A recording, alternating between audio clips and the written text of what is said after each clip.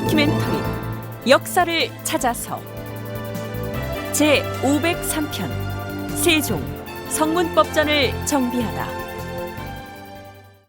정경부인이란 말 들어보셨죠? 조선시대의 정일품이나 종일품인 문관과 무관의 부인에게 임금이 내려주던 봉작입니다. 그런데 본래의 작호는 정경부인이 아니었습니다. 세종 21년 윤 2월에 실록기사 한 대목을 소개하자면 이렇습니다. 주상 전하, 이조에서 아뢰옵니다. 일품 벼슬을 하고 있는 관리의 아내 자코를 이제부터는 고쳐 불러야 마땅할 것이옵니다. 문무관 일품 관리의 아내에 대해서는 정숙 부인이란 자코를 내리고 있지 않소. 이것은 송육전의 규정에 따른 것인데 이조에서는 왜 이 자코를 고쳐야 한다고 말하는 것이오? 전하, 신등이 곰곰이 상고해보니 정숙 부인이란 자코는 정숙 왕후의 묘기와 같아서 타당치 못하옵니다. 정숙 왕후, 정숙 부인. 듣고 보니 일리가 있는 말이오. 하면 자코를 무엇으로 고쳤으면 좋겠소? 전하, 정경 부인이라 하심이 어떠하운지요? 정경 부인이라. 좋소. 그리하시오. 이제부터 문무관 정일품의 정처의 자코는 정경 부인이라 칭할 것이니 송육전의 해당 조문도 그리 고치도록 하시오. 여기에 나오는 정숙 왕후는 이성계의 증조부인 익조에 비로소 이성계가 조선을 건국한 뒤에 정비로 추존됐고 그 뒤에 태종 이방원에 의해서 정숙 왕후로 추봉이 됐습니다. 그러니까 송육전의 규정에 의하면 남편이 정일품이나 종일품의 문관 혹은 무관으로 임명이 되면 그 부인에게는 정숙 부인이란 자코가 주어졌는데 세종 때 후반에 이조에서 문제 제기를 하는 바람에 그 자코를 정경 부인으로 고쳐 부르게 됐던 것이죠. 우리가 사극에서 흔히 듣는 이 정경 부인이라는 호칭은 세종 21년 서기론 1439년에 생긴 호칭이고요. 그 이전에는 고들 정자의 말걸 숙자의 정숙 부인이었다. 이런 얘기입니다. 우리가 여기에서 얘기하고자 하는 것은 일품 관리 부인에게 주어지는 자코가 무엇이냐, 이런 문제가 아니고요. 그 자코의 명칭을 규정한 송육전이란 법전입니다. 세종 16년 2월 임금이 기민구제를 소홀히 하는 각 도의 경차관을 엄격히 다스릴 것을 명하였다. 병조는 들어라. 각도의 경차관이 기민을 구제하는 데 대한 고찰 조건은 이미 원육전에 규정되어 있다.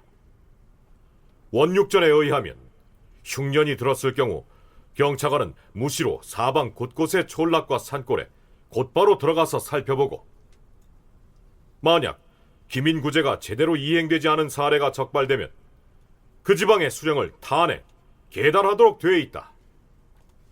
그럼에도 책임을 맡은 관리로서 기근 상황을 보고하지 않거나 힘써 구제하지 않는 자가 있으면 율문에 의해 엄히 처결하도록 하라. 세종 16년 7월 예조에서 상례와 제례 중에서 미진한 조건을 들어 아뢰었다. 전하, 원육전엔 계모가 사망했을 경우 생모와 다름없이 모두 3년간 상복을 입는 것으로 돼 있사옵니다. 따라서 계모라 하여 상복을 입지 아니함은 불가하옵니다. 또한 생모로서 아버지에게 버림을 당했거나 혹 개가하여 다른 사람에게 갔으면 의리상 부묘할 수가 없사오니 별도로 제사를 지내게 하고 육전에 의해 기념복을 입고 3년상을 행해야 하옵니다. 육전의 조문대로 실행하게 하시오.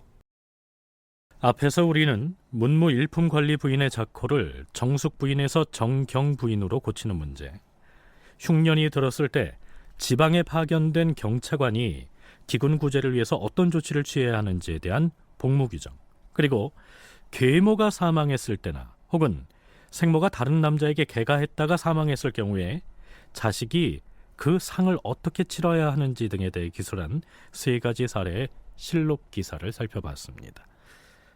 그런데 6조 등에서 임금에게 어떤 사안을 계문하거나 혹은 임금이 해당 관서에 어떤 문제를 처결하도록 명할 때 반드시 그 전거를 함께 거론하고 있다는 사실을 알 수 있습니다. 6전에 의하면 또는 원육전에서 정한 바에 따르면 송육전에도 올라있듯이 이런 표현이 그것인데요. 경제육전, 육전, 원육전, 송육전 등 이런 용어의 설명은 뒤에서 하겠는데요. 간단히 말하자면 이건 모두 법전을 일컫는 말입니다. 우리가 현대 민주국가를 일컬어서 법치국가라고 하지 않습니까? 그렇다면 조선은 어떠했을까요? 역사고전연구소 이명환 소장의 얘기를 들어보겠습니다. 저희가 어릴 때 제일 잘못 배운 게 조선이 이게 법을 안 지키는 나라다. 뭐 준법 그 조선 민족이 준법 정신이 없고 조선은 법을 대강 운영했다. 이렇게 많이 배웠어요. 근데 그게 이제 가장 잘못된 얘기예요. 한중일 중에서 법에 제일 철저한 나라가 조선입니다. 그래서 조선은 특히 건국하면서 국가의 심지어는 왕의 행동까지도 다 법으로 규정해서 이런 종합적인 법전에 따라서 운영돼야 한다라는 게 이제 기본 원칙이었어요. 그것이 이제 정도전 조준이 조선 경국전과 경제역전에서 표명한 원칙입니다. 그래서 그것이 이제 나중에 경국대전으로 가서 한말까지도 그 원칙이 철저하게 유지가 돼요. 지금부터 우리는 세종시대의 법에 대해서 탐구하려고 합니다. 조선 건국 이후에 어떤 과정을 거쳐서 법전이 만들어졌으며 세종 때에 와서 그 법체계가 어떻게 정비가 됐는지, 또한 우리에게 성군으로 알려진 세종은 법이나 제도 혹은 형벌 등에 대해서 어떤 인식을 갖고 있었는지 등을 차근차근 짚어보려고 합니다. 건국 직후인 태조 3년 5월 30일, 서기론 1394년에 해당하는데요. 우리나라 최초의 성문법전이 만들어집니다. 전하, 판삼사사 정도전이옵니다. 어명을 받자옵고 조선 왕조를 다스리는 경국의 기준을 육전에 의거해 종합적으로 밝히는 작업을 수행해왔사온데 신이 드디어 완성을 보았기에 삼가 주상전하께 올리옵니다. 그 이름을 조선 경국전이라 했사옵니다. 이때 정도전이 지어서 태조에게 올린 조선 경국전은 그 내용이 이러합니다. 조선 경국전은 태조 3년 3월에 판삼사사 정도전이 왕에게 지어 바친 사찬법전이다. 상하 2권으로 된 이 법전은 주나라 제도인 주례의 육전 체제를 모범으로 삼았으나 조선의 현실에 맞게 조정하였다. 육전의 앞에는 치국의 대략의 요지로서 정보위, 국호, 정국본, 세계, 교서 등을 서론으로 실었다. 서론 다음은 본론으로서 치전, 부전, 예전, 정전, 헌전, 공전 등 6전으로 되어 있다. 각 전은 총서에 이어 주요 소관 업무를 소목으로 나누어 서술하였다. 민족문화대백과 사전에 올라있는 조선 경국전에 관한 서술 일부를 소개했는데 설명이 좀 어렵게 되어 있죠. 우선 연세대 국학연구원 윤훈표 연구원의 얘기부터 들어보시죠.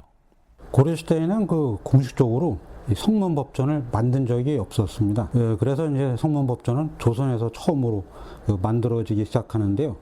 그 출발은 그 정도전의 조선경국전입니다. 이 조선왕조 개창 직후에 이 태조의 그 명령을 받아서 정도전이 편찬했던 최초의 법전이 조선경국전인데, 이것은 우리들이 흔히 생각하는 그 일반적 의미의 법전과는 성격이 조금 달랐습니다. 현재 그 통용되고 있는 법뿐만 아니라 장차 그 실현하고자 하는 국가적인 과제까지 거기에 그 포함시켰습니다. 즉 그 새로운 그 왕조 국가인 조선이 추구해야 할 비전, 앞으로의 목표라고 할 수가 있겠죠.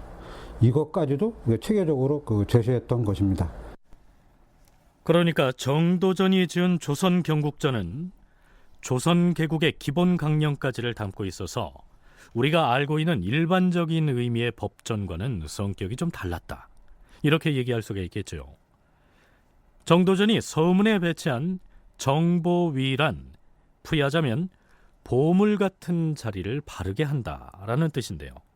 그는 여기에서 나라를 다스리는 인군, 즉 군주의 기본 자세를 이렇게 규정하고 있습니다. 요약해서 소개하자면 이렇습니다. 인군의 자리는 존귀하며 귀하다. 그러나 천하는 지극히 넓고 백성은 지극히 많다. 군주가 한 번 백성의 마음을 얻지 못하면 크게 염려할 일이 생기게 된다. 백성은 지극히 약하지만 힘으로 위협할 수 없으며 지극히 어리석거나 잔꾀로 속일 수도 없다. 군주가 백성의 마음을 얻으면 백성이 복종하지만 그 마음을 얻지 못하면 떠나버린다. 백성의 마음은 사심으로 구차하게 얻을 수 있는 것이 아니라 오직 어짐, 곧 사랑으로서만 가능하다.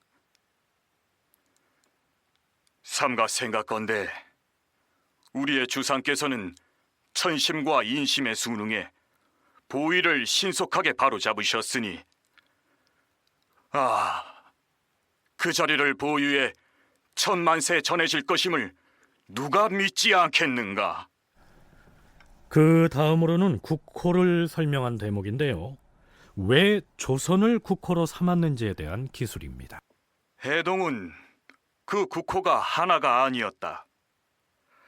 국호를 조선으로 삼은 적이 3번 있었으니 당군조선과 기자조선과 위만조선이 그것이다.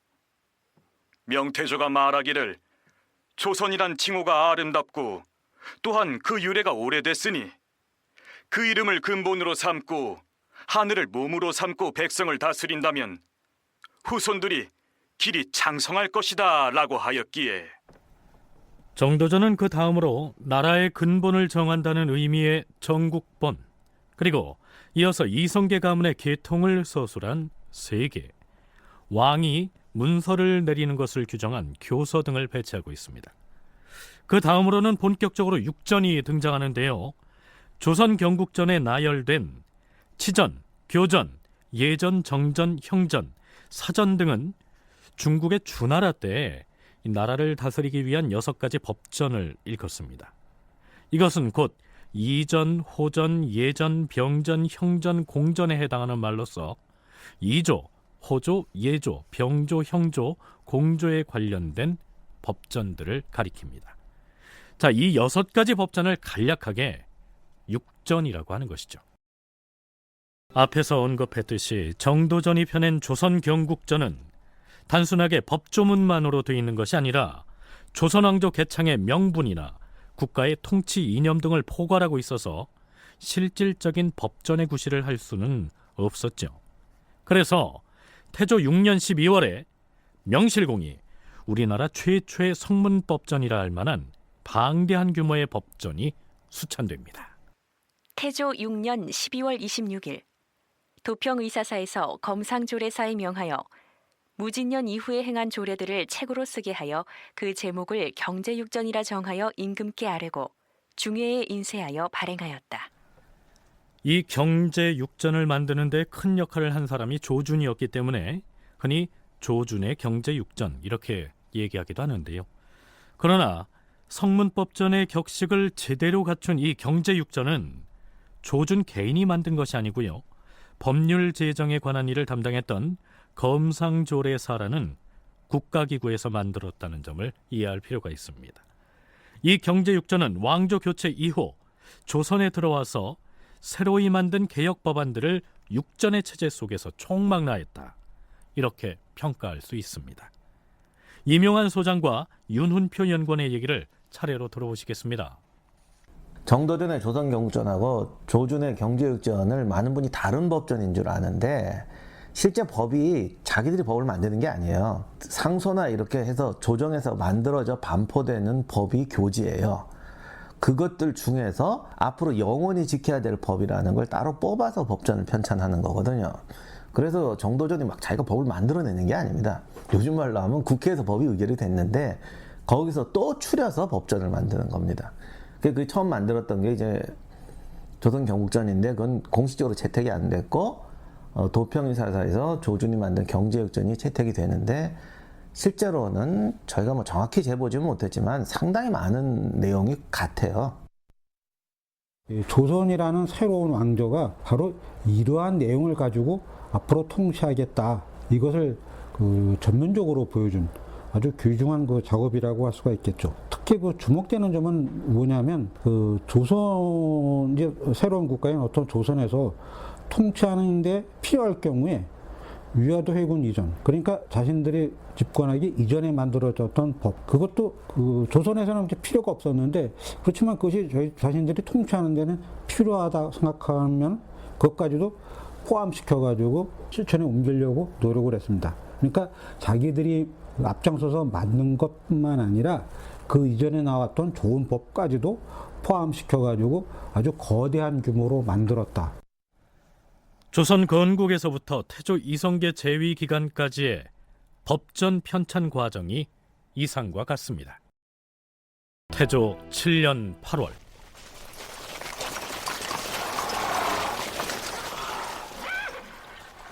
날이 저물어 이경쯤 되었는데 송연고개를 지날 무렵 이숙번이 말을 멈추고 정한군 이방원에게 고하였다. 여기가 바로 남원의 첩의집인데 지금 정도전과 남원을 비롯한 간당들이 저 집에 모여 있습니다. 그렇다면 어찌해야 좋겠는가? 이미 군사를 시켜 포위했으니 이웃집에 모두 불을 질러서 도주로를 차단한 다음에 놈들이 나오면 잡아 죽이는 것이 좋겠습니다. 알겠다. 그럼 불을 지르라.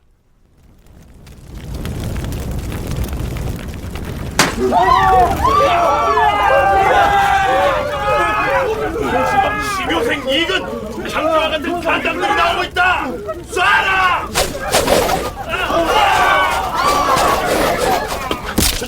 정도전이 이웃집으로 도망치고 있다. 쫓아가서 목을 베어라. 이날 밤 남원의 첩의집에서 잔치를 벌이던 정도전 일파의 핵심 인물들은 불시에 이방원 일파의 기습 공격을 받았다. 정도전과 그의 두 아들 그리고 심효생, 이근, 장지화 등은 현장에서 살해되고 남원은 도망쳤다가 자수했으나 결국 처형되었으며 이방원은 왕자의 난을 일으켜서 결국 아버지인 태조의 정권을 무너뜨리고 이성계를 도와서 조선 건국을 설계했던 정도전도 제거해버립니다.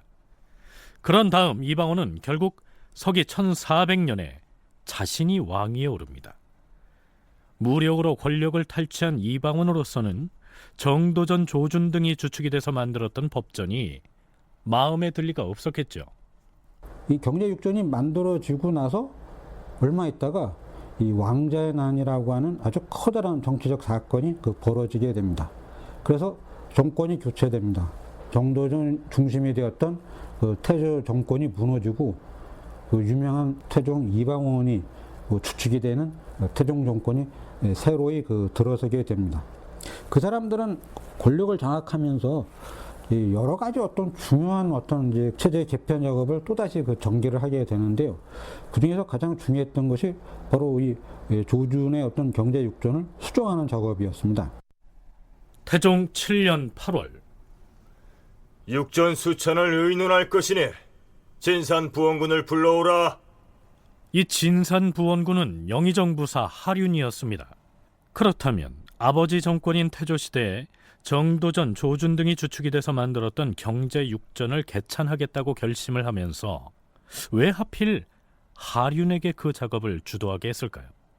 이 사람은 왕자의 난을 다 기획해가지고 이렇게 하면 태종이 즉위할 수 있겠다라고 하는 어떤 구체적인 안을 제시한 그런 인물이죠. 이 사람이 이직이라는 사람을 이제 끌어들여가지고 이 수정 작업에 어떤 책임을 맡습니다. 이 기존에 만들었던 조준의 어떤 경제 육전 조문 가운데 너무나 지나치게 혁신적인 부분이 있습니다. 그럼 왜냐하면 이제 정도전 같은 사람도 참여해서 만들었기 때문에 지나치게 혁신적인 부분이 있어가지고 그 부분을 그대로 시행하게 되면 국왕의 권위가 좀 약화되는 어떤 그런 부분이 보입니다. 그 다음에 이 관료들의 이 저율권이 아주 중요한데요. 그래서 지나치게 방치했다고 판단되는 부분이 있습니다. 우리가 조선 건국 과정에서 짚어봤듯이 정도전은 왕권과 신권에 의해서 함께 통치가 되는 재상 중심의 정치를 이상적인 모델로 여겼죠. 그러한 사고를 가진 사람들이 주축이 돼서 만들었던 그 법전을 그들을 무력으로 제압하고 권력을 탈취해서 무단 통치를 이어가고 있던 태종 이방원이 자신의 구미에 맞는 법전으로 개편하는 작업을 수행하자면 권력 탈취의 과정에서 자신에게 충성을 보였던 하륜 같은 인물이 적임자다, 이렇게 생각했겠죠. 이때 태종 이방원이 송육전의 수찬을 맡은 신하들을 불러놓고 주고받은 얘기를 소개하자면 이렇습니다. 영의정부사 하륜, 성산군 이직 등이 편전에 불려왔다. 전하,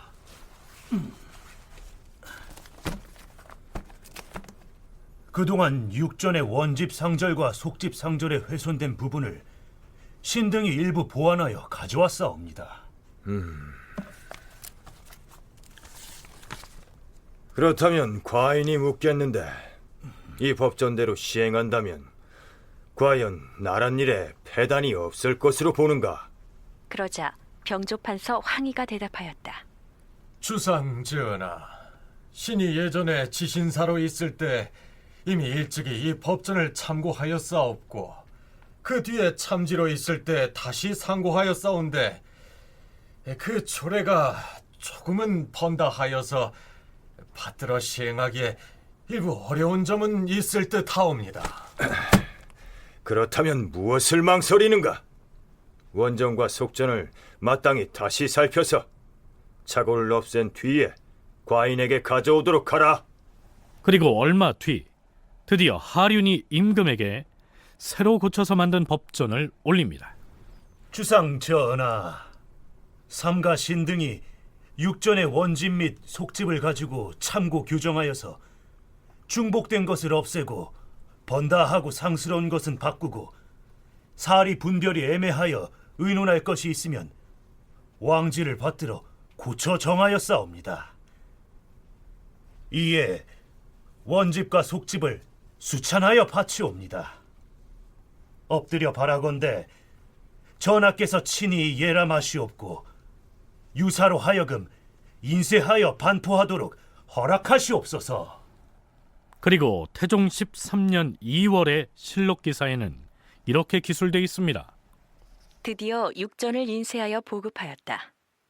건국 초기에 조준 등이 임금의 교지를 받들어 법으로 준수할 만한 것들을 간추려 경제육전이라 이름하였고 이것을 간행하여 서울과 지방에 배포하였던 것인데 이때에 이르러 정승 하륜 등이 그 원전의 뜻은 존속시키고 속된 말들은 제거한 다음 이를 원육전이라 칭하였다.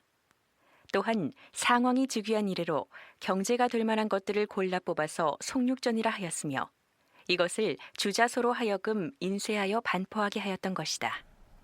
이렇게 해서 태종의 의중을 반영해서 경제육전을 다시 펴냈는데요. 이것이 바로 송육전입니다. 그런데 나중에 세종시대에도 송육전의 편수 작업이 진행돼서 신송육전을 펴내기도 하는데요.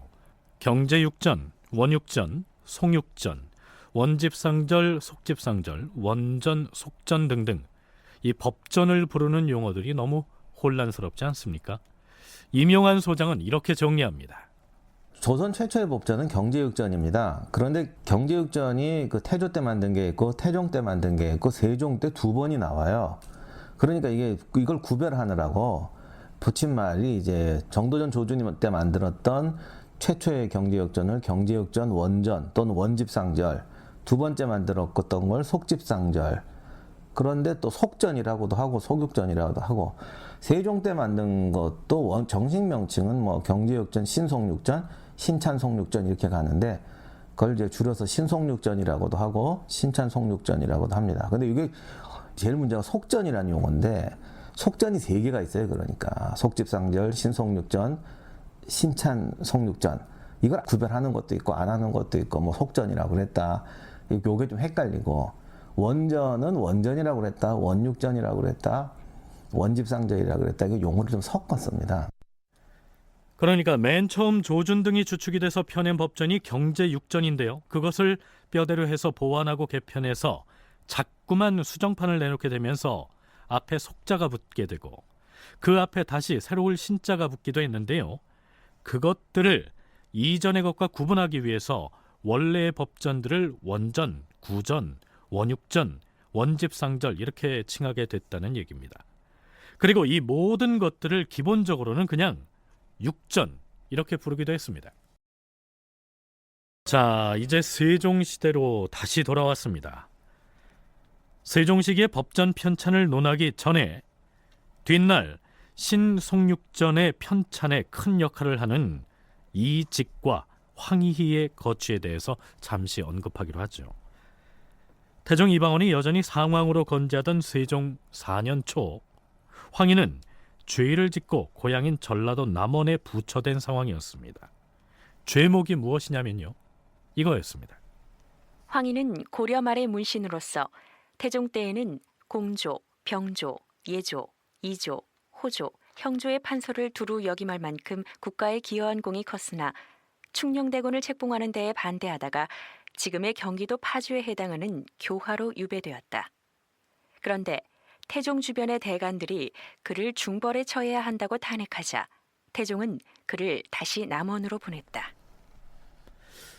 그런데 태종은 그를 남원으로 귀양 보내놓고도 뒷날 조정에 큰일을 맡긴 인물로 지목해서 각별한 관심을 보입니다. 그러다가 자신이 세상을 떠나기 직전인 1422년 2월에 황희를 조정으로 불러올립니다.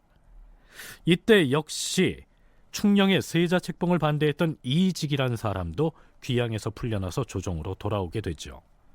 임금인 세종 역시 이 부왕의 결정을 흔쾌히 받아들이게 됩니다.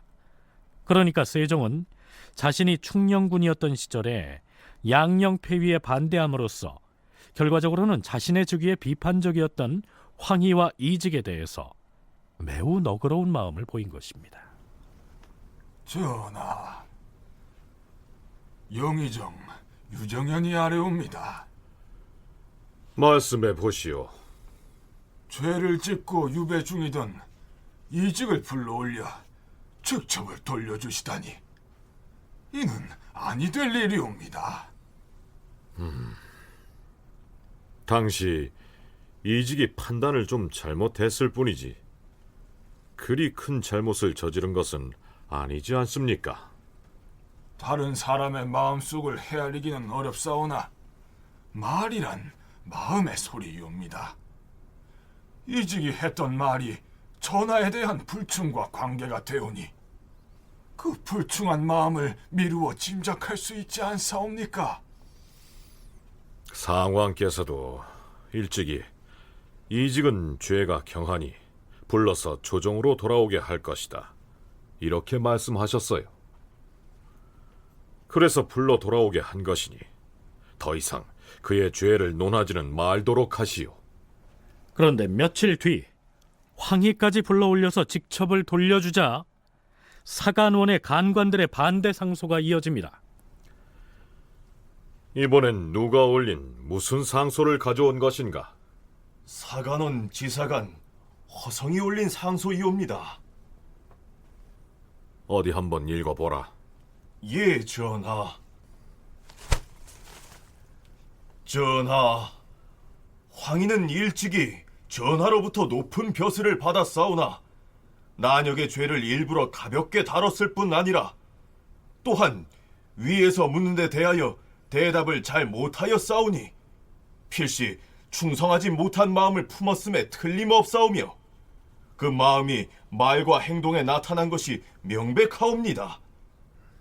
형벌에 처하지 않고 다만 외방에 내쫓기만 하여 그 목숨을 보전하게 하시니 온 나라 신민들 중 실망하지 않는 이가 없었사옵니다.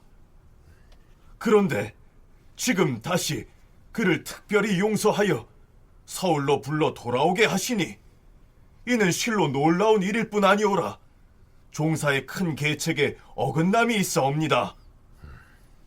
삼가 바라옵건대 전하께서 황희를 엄벌에 처하심으로써 불충한 신하에 대한 경계로 삼으시었고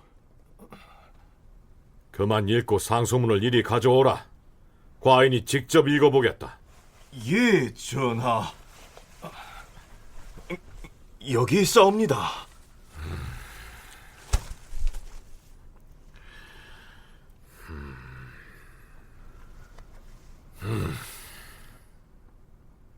황희가 불충죄를 저질렀다 하나 애당초 죄목을 붙일 만한 것이 아니었다. 상왕께서도 그 죄목을 말씀하신 적이 없는데 경들이 어찌 황희의 죄목을 말하는가? 물론 신들은 범죄의 명칭을 알지 못하옵니다. 그 당시 황희가 상왕께 상언한 말은 충성하지 못한 것이라고 볼 수 없을 것이며 또 이미 서울에 돌아왔으니 이를 어찌 다시 고칠 수 있겠는가? 이렇게 해서 세종은 양령의 세자 폐위와 자신의 세자 책봉에 반대했던 황희를 중용해서 법전 수찬 작업을 맡김으로써 관용을 베푼 것이죠. 사실 세자인 양령을 폐하고 그 동생인 충령을 책봉하려고 할 때 황희가 그것을 반대했다고 해서 드러내놓고 불충죄로 단죄하는 것은 모양이 좋지 않았던 것이죠. 드디어 세종 4년 8월 10일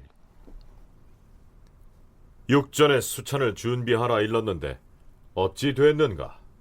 예, 육전 수찬색을 설치할 준비가 다 되었사옵니다. 하운데 육전 수찬에 참여할 사람을 누구로 정할 것인지. 성산부원군 이직은 보왕 시기에 송육전을 만들 때 하륜을 도와 일을 했으니 그 업무를 수행하기에 적임일 터이다. 하오면 이직을 도제조로 삼고 제조를 누가 했으면 좋겠사옵니까? 이직과 함께 현직 좌의정인 이원도 도제조로 임명하고 찬성사 맹사성, 참찬 허조를 제조로 임명할 터이니 그들을 모두 부르라. 황희도 함께 부르라. 예, 전하. 이때가 세종이 즉위한 지 4년째 되던 서기 1422년 8월이었는데요. 왜 이때 법전 개찬 작업을 개시했는지 그 시기를 유념할 필요가 있습니다. 태종이 있을 때는 세종이 어떤 성격으로 봐서 절대 아버지가 만든 것을 고치려고 하지 않습니다. 그건 아버지의 어떤 그 뜻에 따라서 통치를 쭉 했고요. 그 다음에 이제 태종이 사망하자 곧바로 육전 수찬색이라고 하는 기구를 설치합니다. 그거는 뭐냐면 조준의 어떤 경제 육전을 고치면서 지나치게 이 그 하륜이 어떤 그 태종 입장을 받아들여 가지고 너무 많이 수정한 부분, 이러한 부분들을 좀 다시 그 점검해 가지고 보완해야 되겠다. 그렇지만 그것을 하륜이 저질렀던 문제, 하륜이라는 어떤 개인에 너무 의존해 가지고 관료들의 그 비판을 받았기 때문에 태종 이방원은 왕위를 아들인 세종에게 물려주고도 4년 동안이나 상왕으로 있으면서 실질적인 국왕권을 행사했는데요. 그는 결국 1422년 5월 10일에 사망합니다. 세종이 육전 수찬색을 설치해서 법전 편찬 작업을 시작한 때가 그해 8월 11일이었으니까요. 태종이 사망한 지 정확히 석 달 만입니다. 그러니까 세종은 부왕인 태종의 영향으로부터 벗어나 친정을 시작하자마자 마치 기다리기라도 했다는 듯이 가장 먼저 착수한 일이 바로 법전을 개편하는 일이었다. 이렇게 얘기해도 과언이 아니겠죠.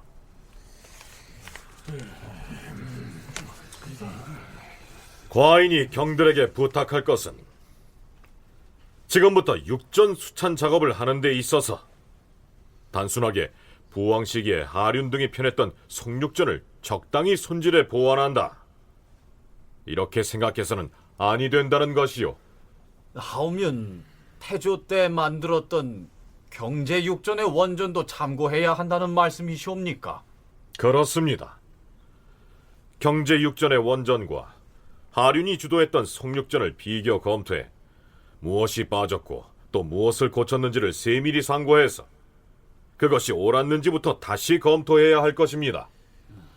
일단 조준이 만들었던 경제육전의 원전을 기준으로 삼아서 태종 때 펴낸 송육전을 거기에 비교하여 원점에서 검토를 하는 것이 좋겠사옵니다. 하지만 경제육전 원전에도 없고 또한 송육전에도 갖추고 있지 못한 조문들을 새로이 채워 넣는 작업 또한 서둘러야 할 것이옵니다. 법을 세우는 것은 나라의 기틀을 다잡는 일입니다.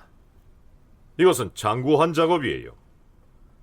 나중에 송육전을 인쇄에 펴낸다 해도 그 후로 또 고치고 보완하는 작업이 끊임없이 이어져야 할 것입니다. 명심하겠사옵니다, 주상 전하. 명심하겠사옵니다, 주상 전하. 자기가 집권하고 있는 이때 새롭게 조정한 법안들을 어떻게 그것들과 마찰을 익히지 않으면서 추가적으로 보완할 수 있겠는가, 이 문제를 아주 또 심각하게 생각을 했습니다.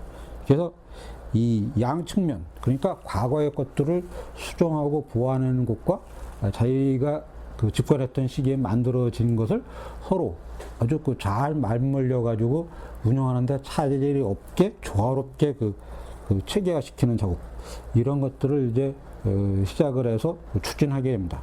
그러나 매우 신중하게 하나하나 검토해서 이제 체계화시켜 가지고 완성시키려는 그런 이제 작업을 하게 됩니다.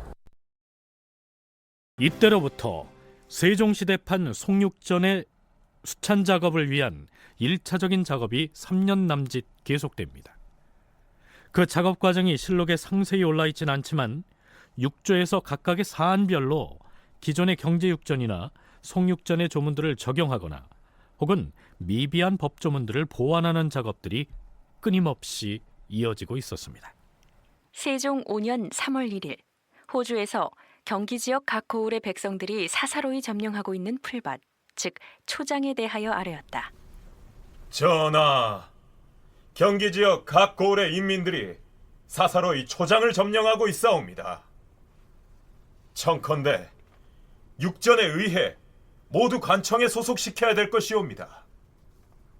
이미 경작해 전지가 된 곳 이외에는 해당 고을 수령의 책임하에 관리하게 하시옵소서. 또한 국가의 용도에 따라 수령한 초장 이외에는 백성들에게 팔아서 농사를 짓도록 허용할 것이옵니다. 만약 함부로 풀밭을 차지해서 이익을 보는 자가 있으면 왕의 명령을 따르지 않는 죄로 논죄할 것이옵니다. 아랜대로 시행하되 육전의 규정을 다시 검토해서 경작할 만한 땅은 사람들에게 경작할 것을 허용하도록 하라. 신 이직이 아뢰옵니다. 대저 풍속이란 국가의 원기라 할 수 있으니 이를 두터이 하지 아니할 수가 없는 것이옵니다. 이 풍속을 두터이 하는 도리가 바로 육전에 갖추어져 있사온데 이제부터 관리가 된 자들은 먼저 원육전과 송육전 그리고 새로 입법한 조문들을 익히게 하고 처음으로 벼슬길에 나서는 자들에게도 또한 원육전과 송육전 등을 강한 뒤에야 비로소 벼슬에 나아가도록 하옵시면 사람마다 모두 법령의 소재를 알게 될 것이옵니다. 만일 잔꾀를 부려서 마음대로 법을 고친 자에게는 법을 지키지 않은 죄로 엄히 다스릴 것이오며 진원이나 상소도 또한 반드시 옛법을 참고해서 격식에 맞게 시행하도록 할 것이옵니다. 신 참찬 황희가 아뢰옵니다. 개국 초기에는 이품 이상의 제신과 추신의 수가 40명 미만이었는데 그 뒤에 점점 수가 늘어서 70명에 이르렀사옵니다. 대개 제추의 직이란 책임이 중대한 탓에 쓸데없이 수가 많은 것은 좋지 않사옵고 또한 과도한 녹봉을 지출하게 되는 것도 그 폐단이 적지 아니하오니 원컨대 태조께서 쓴 개국 초기에 만든 제도에 따라서 풀어놨던 수를 없애도록 하시옵소서. 또한 각 관사에 불필요한 관원들 역시 그 수를 감하도록 육전에 그 기준을 명기하도록 하시옵소서. 병조에서 아뢰옵니다. 재산이나 생업이 따로 없는 자들은 이곳에서 저곳으로 혹은 저곳에서 이곳으로 소재를 옮겨 다녀서 호구 파악이 어려운 지경이옵니다. 이들에 대해 호적을 완성해 비치한 연후에 도망을 가면 그 가족의 가장과 그들을 받아들인 사람과 도망친 사실을 관청에 알리지 않은 이장과 고찰을 잘하지 않은 수령까지 모두 논지하는 법을 육전에 확실히 올려야 하옵니다. 요사이 흉년으로 인해 각도의 사람들이 많이 떠돌게 돼서 군대의 정원이 날로 감해지니 그 배단이 적지 않사옵니다.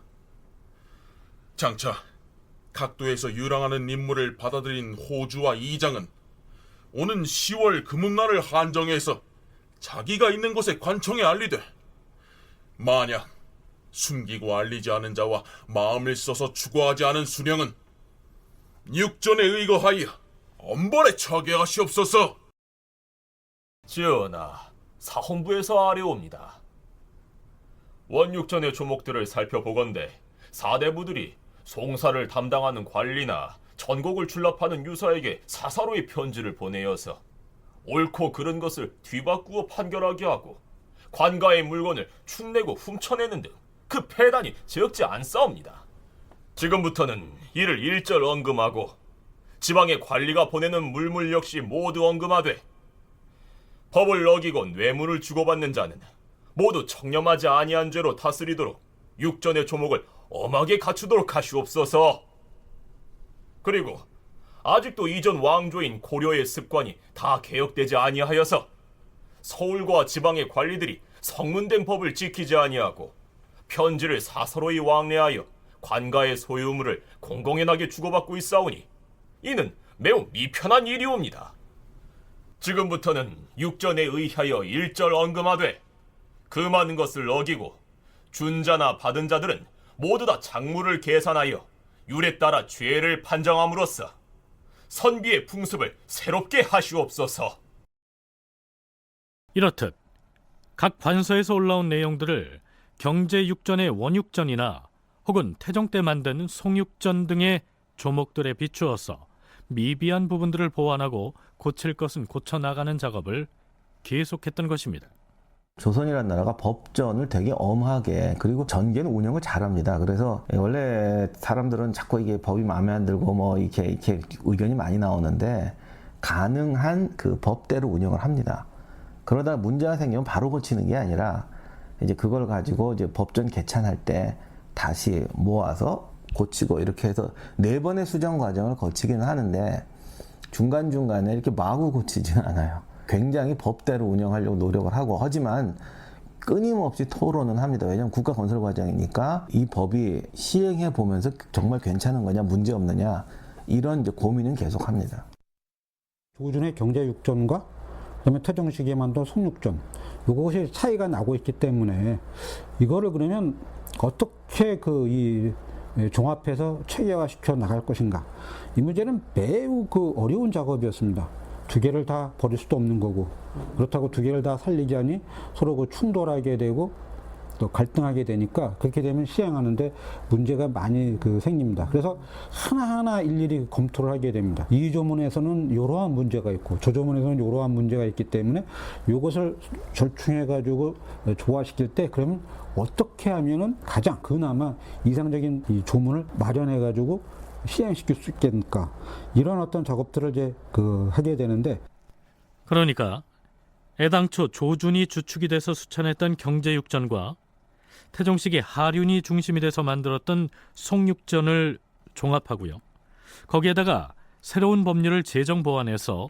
새로운 수정법전으로 만드는 작업이 세종 4년 가을부터 세종 8년 초봄까지 계속됐던 것입니다.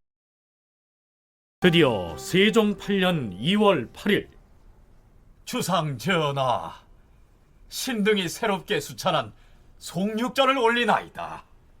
영의정 이직, 찬성 황희, 이조판서 허조 등이 수찬한 송육전을 올리니 임금이 이를 치하하였다.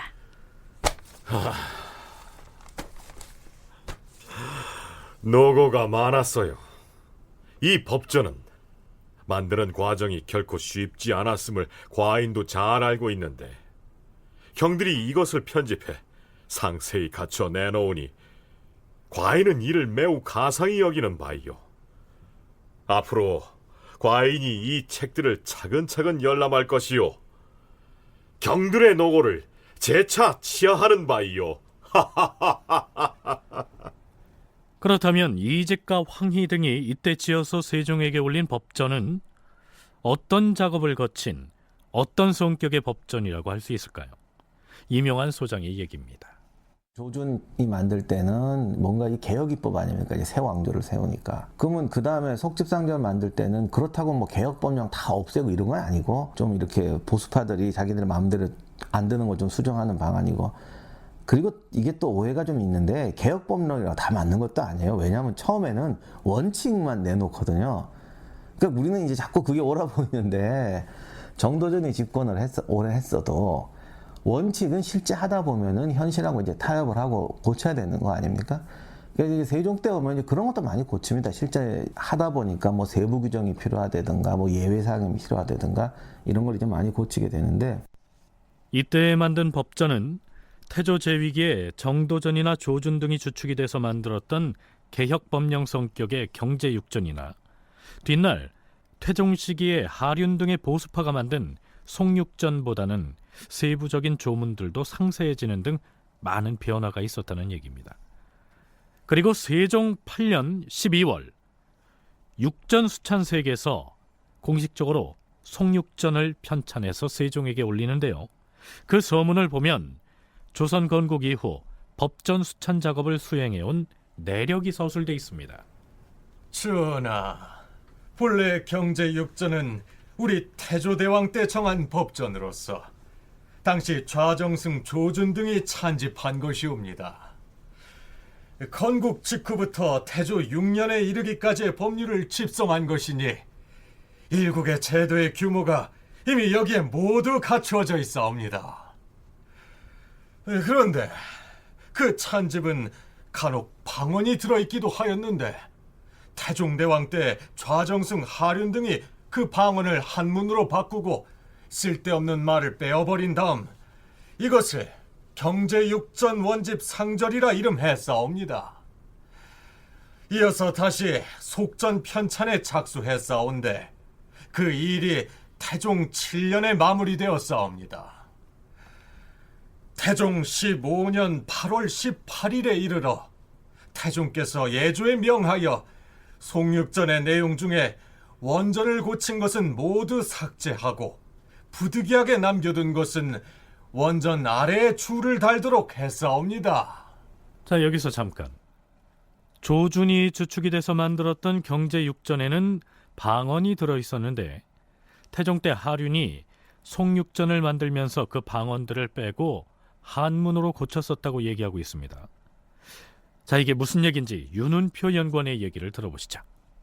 조준이 처음 만들었던 그 경제육전, 이게 이제 이걸 구원전이라고 하는데 거기는 이 소거하고 방언, 이두문 같은 게 많았습니다. 그러니까 조문 자체가 아주 세련되지 못했던 것이죠. 그래서 그거하고 자기가 새로 만든 게 충돌이 되면 또 곤란합니다. 조문에서 앞선 시기에 나온 것은 방언투, 이두문투 이런 것이 많이 들어가 있고, 자기가 지금 새로 만든 것은 아주 세련된 그 법률을 용어로서 이제 만들어지게 되면 그 문제가 생깁니다. 실행하는데. 따라서 태종 시기 때 만들어졌던 어떤 그 이 원전, 그건 이제 새로운 어떤 그 신원전이라고 할 수 있는데요. 그거를 이제 살리면서, 그러나 이제 거기서 뭐가 문제가 되냐면 그 하륜이라는 사람이 거기다 손을 댔거든요. 그 부분은 싹 빼고. 네, 예나 이제나 법조문은 지나치게 어려운 어휘나 문장으로 돼 있어서 일반인들이 이해하기에 어려움이 있다는 사실은 변함이 없는 것 같습니다. 지난 2002년도에 국립국어연구원에서는 민법과 형법 등 일반 국민들의 생활과 밀접한 관련이 있는 법을 대상으로 해서 조사를 실시했는데요. 그 결과를 법조문의 문장실태 조사라는 제목으로 발표한 적이 있습니다. 현행 법조문에는 지나치게 어려운 용어와 문법에 맞지 않는 문장 등이 너무 많다는 비판이 제기된 것이죠. 이후에 한문투의 문어체 문장을 한글로 바꾸는 등 법률 용어 순화 작업을 추진해 오고 있는데요. 국민 누구나 쉽게 이해할 수 있도록 법조문을 바꾸는 일은 쉬운 일이 아닌 것 같습니다.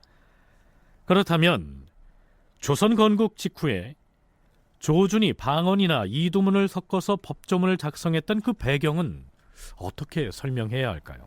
세종 때에 친송육전을 반포하면서 그것을 이두문으로 쉽게 설명해서 배포해야 할 것인지의 여부를 두고 세종과 대신 간에 논쟁이 벌어지기도 하는데요. 그 내용은 다음 시간에 소개하기로 하겠습니다. 자, 세종 8년에 발표된 송육전의 서문 내용을 좀 더 살펴보죠.